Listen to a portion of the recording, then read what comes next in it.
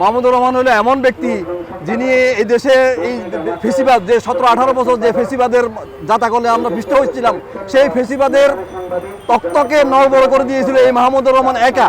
যে মাহমুদুর রহমান হলো ভারতের আতঙ্ক, এই মাহমুদুর রহমান হলো ভারতের সেবাদাস, এই দেশি সেবাদাসদের আতঙ্ক, এই মাহমুদুর রহমান হলো ফেসিবাদের আতঙ্ক। এই মাহমুদুর রহমান যে স্কাইপি কেলেঙ্কারির করেছিল, যে স্কাইপি কেলেঙ্কারির মাধ্যমে এই যে এই বিগত স্বৈরাচার সরকারের গদিকে নড়বড় করে দিয়েছিল, সেই স্কাইপি কেলেঙ্কারির পরে অন্য কোনো দেশ হলে আজকে সরকারের তখনই পতন হয়ে যেত। কিন্তু স্কাইপি কেলেঙ্কারির মতন এত বড় একটি ঘটনার উদ্ঘাটন করার পরও সরকারের পদত্যাগ হয়ই নাই, বরং সরকারের বিভিন্ন এজেন্সির মাধ্যমে মাহমুদুর রহমান এবং সেই প্রতিবেদককে দেশ ছাড়া করতে তারা বাধ্য হয়েছে। এখন আবার নতুন করে এই নতুন স্বাধীন দেশেও মাহমুদুর রহমান বিরুদ্ধে ষড়যন্ত্র চলছে। এই ষড়যন্ত্র ভারতীয় ষড়যন্ত্র, এই ষড়যন্ত্র ফেসিবাদীদের ষড়যন্ত্র। এই ষড়যন্ত্র বন্ধ করতে হবে। মাহমুদুর রহমানের বিরুদ্ধে যে মেঘনা গ্রুপ যে ষড়যন্ত্রমূলক মামলা করেছে, এই মামলা প্রত্যাহার করতে হবে। বাংলাদেশের জাতীয়তাবাদী শক্তির বিরুদ্ধে তারা বিভিন্ন রকমের বিভ্রান্তি ছড়িয়েছে। জাতীয়তাবাদী শক্তিকে নিষ্পেষিত করার জন্য তারা বিভিন্ন রকমের প্রপাগান্ডা চালিয়েছে। ঠিক তদ্রুপ 5ই আগস্টের পরও তারা তাদের সেই প্রপাগান্ডা থেকে তারা বসে নেই। আজকে তারা সেটা পরিচালিত করছে। বিশেষ করে মেঘনা গ্রুপ বিগত 15 বছর স্বৈরাচারের দোষর হিসাবে স্বৈরাচারকে সর্বরকমের সহযোগিতা করেছে। এই পেসিস্টকে সহযোগিতার মাধ্যমে অর্থ সত্য সব কিছু তারা সহযোগিতা করেছে।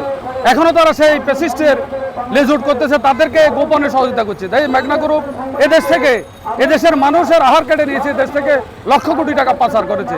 যে লক্ষ কোটি টাকা পাচার করার নিউজ করার কারণে, সংবাদ পরিবেশন করার কারণে আজকে মেঘনা গ্রুপ মাহমুদুর রহমানের বিরুদ্ধে মামলা করছে। আমরা এখানে দাঁড়িয়ে বলতে চাই, অনতিবিলম্বে মাহমুদুর রহমানের বিরুদ্ধে যে মামলা দায়ের করা আছে মামলা প্রত্যাহার করা হোক, না হয় এদেশের জাতীয়তাবাদী শক্তি, এদেশের 5ই আগস্টের পরবর্তী এই দেশের মানুষ তাদেরকে ক্ষমা করবে না এবং তার বিরুদ্ধে তারা পুষে উঠবে এবং তাদের বিরুদ্ধে এই দেশের জনগণ ব্যবস্থা নেবে।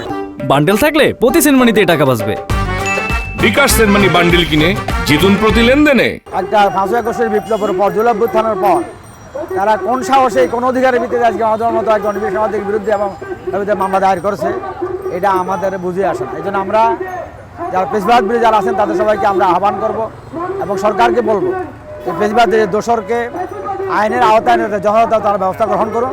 গণমাধ্যমকে দমন করার জন্য হামলা করে সাংবাদিকদেরকে যেভাবে বারবার নিপীড়নের শিকার করেছে বাংলাদেশের এই প্রান্ত থেকে ও প্রান্ত, এবং জাতীয় পর্যায়ের গণমাধ্যমগুলোকেও যেভাবে নিয়ন্ত্রণ করা হয়েছে, ঠিক আমরা দেখছি যে 5 আগস্টের এই রক্তক্ষয়ী গণ অভ্যুত্থানের পরেও এই ফেসিবাদী কায়দায় এখনও সাংবাদিকদেরকে একের পর এক হামলা করা হচ্ছে।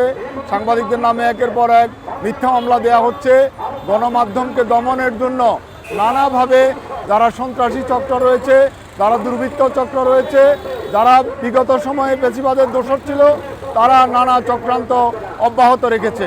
আমাদের একদিকে বর্তমান সরকার গণমাধ্যমে অবাধ তথ্য প্রবাহের কথা বলছে, স্বাধীনভাবে সাংবাদিকতার চর্চার কথা বলছে, অপরদিকে আমরা দেখছি যে সন্ত্রাসী দুর্বৃত্ত চক্র এবং কালো টাকার মালিক যারা রয়েছে তারা বিভিন্নভাবে সাংবাদিকদেরকে হয়রানি করার চেষ্টা করছে। সাংবাদিক নিপীড়নের পুরনো স্টাইল তারা চালিয়ে যাচ্ছে।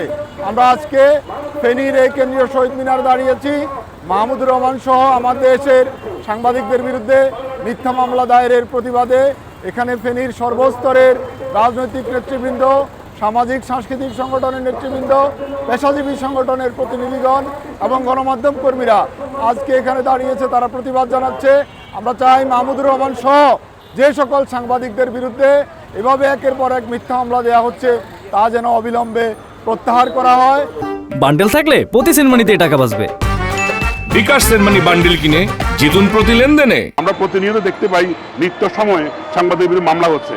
সেই মামলার ধারাবাহিকতা আমরা আজকে যে মানববন্ধন দাঁড়িয়েছি, সেই মানববন্ধনের বিষয় হচ্ছে মাহমুদুর রহমান সহ অনেকের বিরুদ্ধে 6 জনের বিরুদ্ধে এই মামলা হয়েছে। আমরা চাই অন্তত এই মামলা জায়গা থেকে আমাদের সাংবাদিকের পক্ষে আইন আসুক, সাংবাদিকের পক্ষে সরকার আসুক, সাংবাদিকের পক্ষে বিচার আসুক।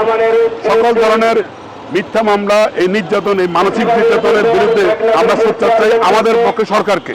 প্রতিবাদ না ছাপলে উকিল নোটিশ পাঠায়, উকিল নোটিশেও যদি কাজ না হয় তাহলে বাংলাদেশ প্রেস ইনস্টিটিউটে মামলা করবে।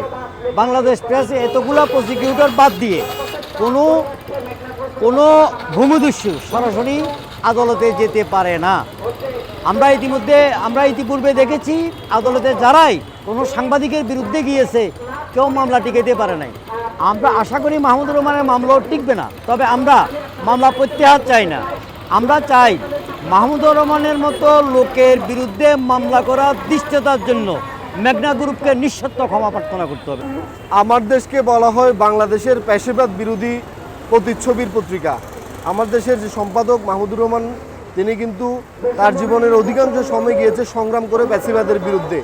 সেই মানুষটির বিরুদ্ধে যখন মানহানির মামলা করা হয় এবং যারা মামলা করেছে তারা চিহ্নিত ভূমিদস্যু মেঘনা গ্রুপ, যাদের ৭১ টেলিভিশন বাংলাদেশে পেশাবাদের পক্ষে অবস্থান নিয়ে আলেমদের বিপক্ষে এবং বাংলাদেশ বিরোধী ষড়যন্ত্রে লিপ্ত ছিল।